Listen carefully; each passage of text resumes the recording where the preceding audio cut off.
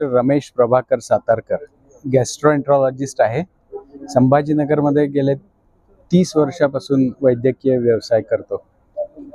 मराठवाडा आणि खानदेश हे दोन आपण भाग जर गृहीत धरले, त्याच्यामधला पहिला क्वालिफाईड गॅस्ट्रोएंट्रोलॉजिस्ट मी 1995 मध्ये माझी प्रॅक्टिस सुरू केली DM गॅस्ट्रोएंट्रोलॉजी झाल्यानंतर. काय सांगाल सर पुस्तक? ह्या पुस्तकाची ही दुसरी आवृत्ती आहे, अंतरंगाची ओळख.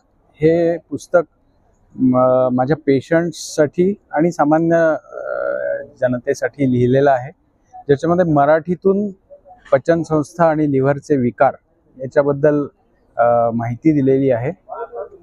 जनरली सर्व माहिती इंटरनेटवर सुद्धा आता इंग्रजी स्वरूपात येते आणि इंटरनेटची माहिती बरेच वेळेला चुकीचीच असते, कारण की त्याच्यामध्ये पेशंटचं वय, पेशंटचं लिंग किंवा त्याला असलेले अनुवंशिक आजार किंवा ह्याच्याबद्दल काहीच माहिती नसते त्या माहिती देणाऱ्याला. तर ती माहिती असते. थोडंसं जर शास्त्रीय ज्ञान आपण देऊ शकलो तर आपल्या पेशंटचं सक्षमीकरण होईल असं मला वाटलं. त्याच्यातून ही या पुस्तकाची निर्मिती झालेली आहे.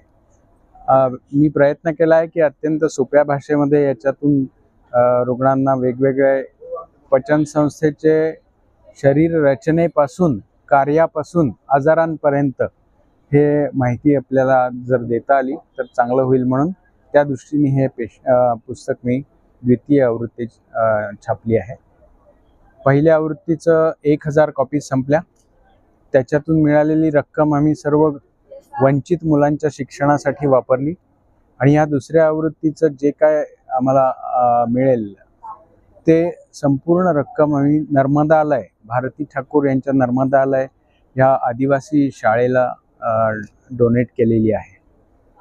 प्रत्येक पुस्तक विकत घेणारा व्यक्तीच ह्याचं खरं श्रेय असेल, पण मी फक्त एक माध्यम म्हणून ह्याच्यामध्ये भारतीताई आणि विकत घेणारा व्यक्ती ह्याच्यामधलं माध्यम हे माझं काम आहे. धन्यवाद. किती वर्षाचा अनुभव सर आपला? आज जे सर पाचनसंस्थेबद्दल तुम्ही जो विषय घेतलेला आहे, या विकाराने जवळपास 90% लोक ग्रस्त आहेत. त्यांना काय संदेश द्याल सर?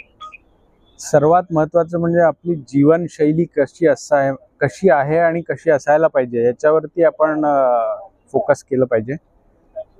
सर्वात महत्त्वाचा फॅक्टर तोच आहे कुठलाही आजार होण्यामागे, चुकीची जीवनशैली. जेवणाच्या, झोपण्याच्या वेळा, आहाराचे प्रकार, व्यायामाचा अभाव याच्यामुळे बरेच आजार वाढीला लागतात. पचनसंस्थेच्या बाबतीमध्येही हेच खरं आहे. आपण काय खातो तसे आपण बनतो. तर त्या गोष्टींवरती आपण जर आपलं लक्ष केंद्रित केलं तर बरेचसे आजार आपण टाळू शकतो किंवा झालेले असतील ऑलरेडी तर त्यांना आटोक्यात आणू शकतो. सर आजच्या युगात जे नवीन पिढी जे मोबाईल, सोशल मीडियाच्या आहारी जाऊन जे रात्री 3-3, 4-4, सकाळी 5-5 वाजेपर्यंत जे लोक ऑनलाईन असतात सर, त्यांना काय संदेश द्याल सर? शरीराची जी मुख्य गरज आहे की 6 तास कमीत कमी झोप, शांत झोप जी असायला पाहिजे ती तर असायलाच पाहिजे. ते तुम्ही कुठल्याही क्षेत्रात काम करत असाल. त्याच्यानंतर कमीत कमी 45 मिनिटं रोज शारीरिक व्यायाम करण्याची गरज सर्वांना आहे. नुसतं बैठे खेळ किंवा बैठे कॉम्प्युटर गेम्स खेळून काही साध्य होत नाही. उलट त्याच्यामुळे डोळ्याचे विकार वाढीला लागतील, तुमची ॲसिडिटी वाढू शकते, तुम्हाला स्थूलता येऊ शकते. ह्या गोष्टींचा विचार करता ह्या अतिरेक कुठल्याही गोष्टीचा आपण टाळला पाहिजे. सर फास्ट फूड आणि पॅकिंगचे जे आहार आहे याचा एक क्रेज फार वाढलेली आहे सर, यावर काय सांगाल? फास्ट फूड आणि पॅक्ड फूडचा तर वेगळाच विषय आहे. त्याच्यामध्ये खूप उष्मांक म्हणजे कॅलरीज जास्ती असतात. त्या पलीकडे मायक्रोप्लास्टिक खूप असतं. त्या मायक्रोप्लास्टिकमुळे अनेक आजार होतात, हृदयविकारापासून कॅन्सरपर्यंत. त्याच्यामुळे आपण सर्वांनीच ह्याच्याबाबत काळजी घेतली पाहिजे. आजकाल शुद्ध अन्न खायला मिळणं हे दुर्मिळ झालेलं आहे खरं सांगायचं तर, कारण की अन्न तयार होतानाच त्याच्यामध्ये अन्नधान्यामध्ये अनेक केमिकल फर्टिलायझर, पेस्टिसाइड यांचा वापर होतो. त्या व्यतिरिक्त जेव्हा ते मार्केटमध्ये आणलं जातं तेव्हा आंबे गृहीत धरले तर कार्बाइडनी पिकवले जातात. ह्या गोष्टींचे परिणाम आपल्या शरीरावर होतच असतात.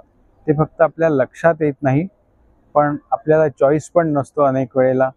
पण निदान आपण याच्याबाबत जागरूकता ठेवली तर आपण आपले चॉईसेस आपण निश्चित करू शकतो आणि त्या दृष्टीने आपण निरोगी राहण्याचे प्रयत्न करू. आपलं नाव सांगा सर. डॉक्टर रमेश सातारकर, पचन संस्था विकार व लिव्हर विकारचा तज्ञ.